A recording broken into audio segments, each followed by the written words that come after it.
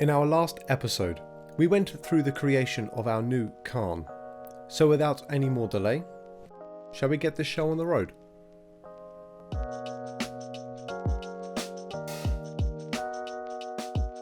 For this model, we are going to go down the route of oil painting. For a lot of people, the thought of using oil paints can be a scary thing, and some people have high concerns when trying to use oils. To many people's surprise, oil paints are actually far easier to use compared to acrylics, just as long as you remember some key points which we will show you during this episode. So let's get stuck in. To begin, we'll start with the armour, and for the mid-tone I'll be using Winsor & Newton Winton Oil Colour Permanent Alizarin Crimson. That's a mouthful. Just like I would with acrylics, I'll start with the model's mid-tone, and then work my way down into the shadows and simultaneously work in the highlights. Because oil paints come unmixed, you'll need to take a small piece and place it onto a palette. Do not use a wet palette here, simply use a hobby palette, or, in my case, I'll use a porcelain palette and a toothpick to slice a piece off. Helps keeps things clean. Now you can use oil paints straight out of the pot, but for the first layer we will want to mix in an oil medium, liquid. This serves two purposes.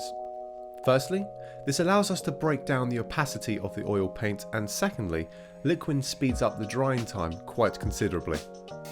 Make no mistake here, oil paints do take a lot longer to dry, but eventually they do dry. For example, a thin glaze of acrylic paint may take just 1 minute to dry, whereas a thin glaze of oil may take 1 hour to dry. The catch here though is that we don't need to wait between each glaze pass with oils, it's straight into the next part. We simply don't need to account for dry time, which means quicker painting. With a small drop added to the palette, we can now mix down our crimson red and start to coat the areas of the armour. I recommend only base coating a few armour panels at a time. It will help with understanding the highlights and the shadows, but also it would help with not stressing yourself. It is a very different mindset coming from acrylics to oils. Oils gives you the time and freedom, as you aren't rushed between each paint drying. So work with the extra time and give yourself enough breathing room. Once we have the mid-tone paint down, it's now time to start putting down the shadows and blending them into the mid-tone. For the shadows, we'll be going quite drastic in the colouring. Here we are using ivory black. The reason we are going so dark instantly is, when it comes to blending into our mid-tone, we're going to achieve a very smooth colour transition depending on how much we want to put down. To start, I'll add the shadows in and around the armour panelling, and then work my way out into the centre of the parts. The great thing with this is, you do not need to worry about being neat. We can adjust everything as we go along, and the chances are any mistakes will be blended out. With the paint now on the model, we will clean our brush off on a tissue. A couple of quick swirls and it's ready to get right back into blending. Because the brush will be dry, the first stroke will attract and pick up the paint that is on the model. And with blending, we will want to first go from the light side into the dark. So the first brush stroke will be on the edge of the red, and then the next stroke will overlap the first stroke but edging into the darker area. I will keep the strokes in one direction for a consistent blend. Once you start to feel confident, the pace of each brush stroke will increase, and before you know it, you'll be a stroking machine. What? We will repeat this entire process all the way around each armour panel.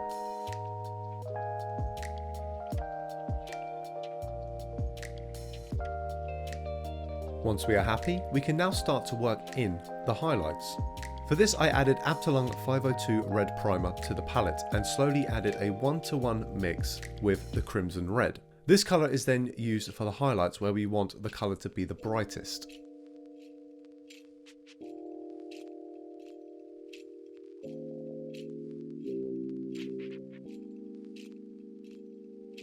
Once the highlight paint is down, it's back to the same process we did on the blending. Clean the brush quickly and start brushing the highlight colour into the mid-tone.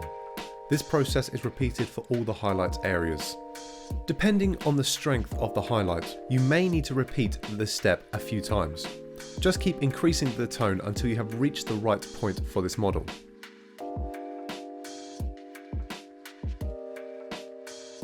Now that we are finishing our first pieces of armour, we will finish the rest of the armour off. So kick back, relax, and let's roll that montage.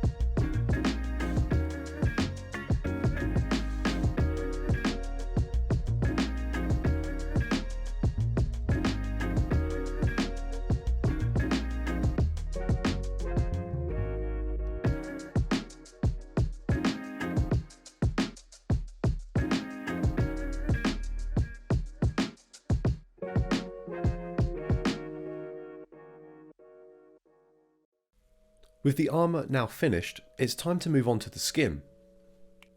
For the skin, we will again work with our mid-tone, but to achieve the mid-tone we'll be mixing pale rose blush and red primer into a 4:1 ratio, 4 parts pale rose, 1 part red primer. This will leave us with a deeper skin tone. Again, we will use liquid to thin the mixture down. When it comes to skin tones, it can be very difficult to capture a realistic view. Skin is a complicated combination of red, blues, browns and purples, and it can be difficult to find this balance. To add to the confusion, when you start to add in filters onto the skin, suddenly that previous colour balance is off. For Kharn's skin, we will go for a more generic but more pinky skin to try and capture the blood pumping. Now we have the mid-tone down, we will work in the shadows. Again, we will need to mix the colours, and for this we will add light rust from Abtelung 502. This will be mixed into our previously mixed mid-tone in a 4:1 ratio. 4 parts are mid-tone, 1 part light rusts. With the colour mixed, thin it down with liquid again, and then apply the colour to all the dark spots and the underpasses of the muscle bellies.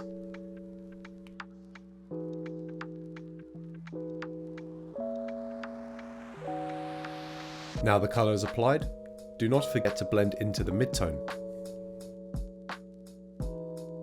Now we can start working our way through the highlights.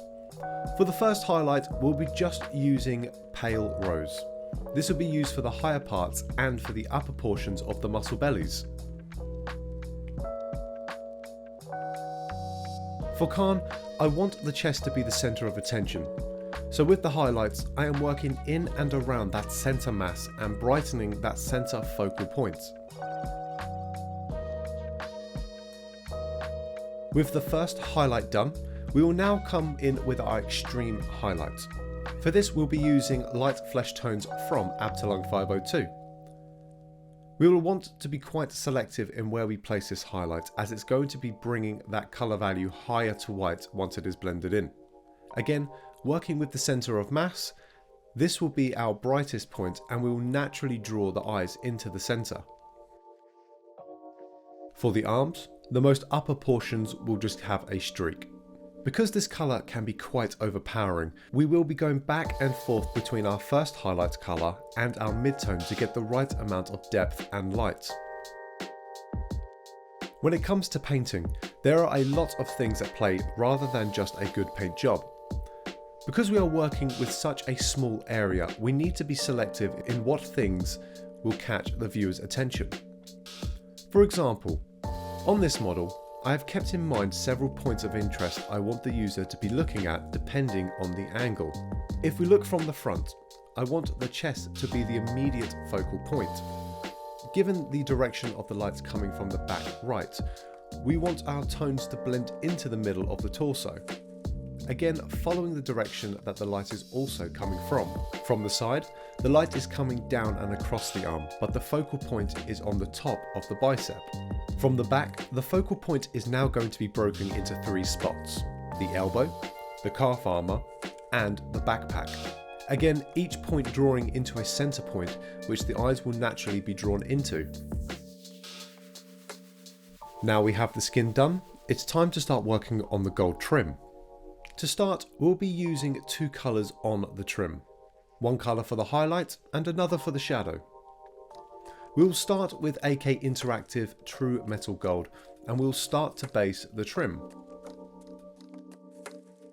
For the shadows, we will use AK Interactive's True Metal Copper. Again, we will be working in the same way as with the oils.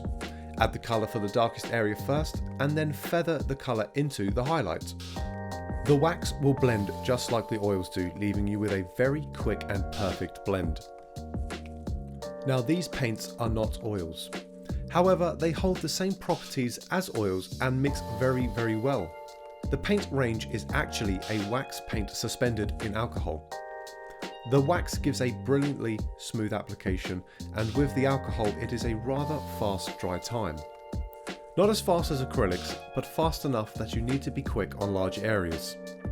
Depending on some of you, you may actually enjoy gold trim painting, or if you are neck deep in your batch painting process and starting to question your army choices, this paint will speed up your painting process considerably.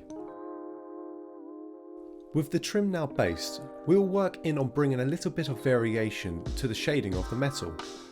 For this, we'll be taking turquoise lights from Abteilung 502 and thinning this down with turpentine in a 4:1 mix.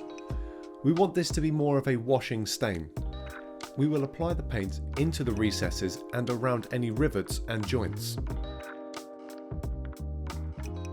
With the wash now applied, we will be using our very first acrylic paint.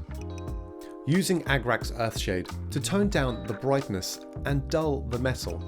This is mixed with a medium in a 2:1 ratio. So apply this shade all over the metal trim. Now we have the trim all grimy and dark, we'll be going over again with the AK Interactive's True Metal Gold. However, this application will be done slightly differently. Load a piece onto the tip of your brush and then stroke the paint onto a clean tissue. This will clean the majority of the paint off, almost like you would do if you were dry brushing, but we aren't using a dry brush.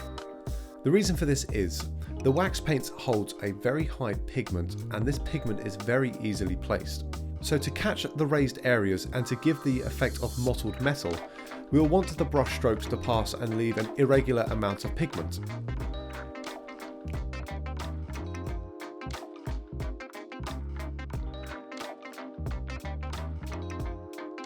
With the trim now done, there are only a few parts left to do, so let's deal with the chains.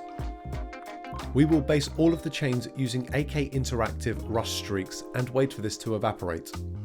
Then we will wash over using AK Interactive's Light Rust Deposits to give an exaggerated rust effect.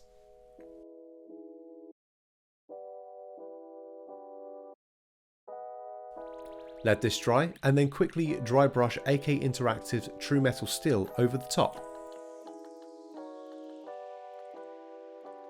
The next feature is the helmet feathers. A quick base coat of Scale 75 Canterbrick Blue and then a highlight pass of Mediterranean Blue. Now there can't be any world eaters without a bit of blood. For this we'll be using coagulated blood from Abtelung 502 and thin this down heavily. Load it up onto an old thick bristled brush and start flicking. The reason I prefer to use an oil over an acrylic here is you can get a much finer pigment splatter and you can get a very distinctive opacity range also. A few flicks later and you have a nice subtle feature. All that's left here is the eyes. Give them a good coating with Moot Green and then adding an OSL to the power core on Gorechild, again with Moot Green through the airbrush. With all that now done, we are left with our mostly oil painted Kharn. And oh yeah, one quick snip and we are left with this.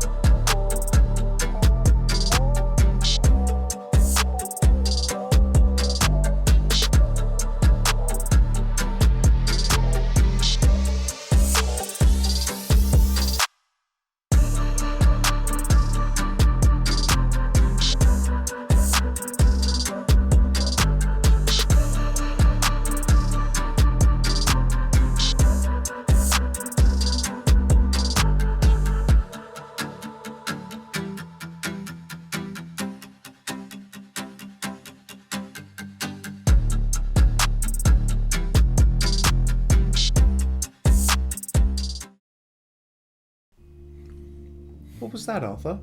Did you have to cut to black last time? Oh, I could have done a lot more. Well, why'd you go and do one of those oil paintings? Don't you know we gotta do what the people want? Nobody wants them oils. And you know what the people want? That's right, I do. And I know the people want more, Arthur. They want more of you. That's right. So they aren't here to see or learn anything about the hobby that we do. They just want to see more of you. Goddamn best believe it. I'm meaner, I'm keener, and by God, I'm a better painter than you. I don't believe you. If that's the case, then why don't you go start working on the next video? Go on. Oh, don't you worry, boy. How do I turn this thing off?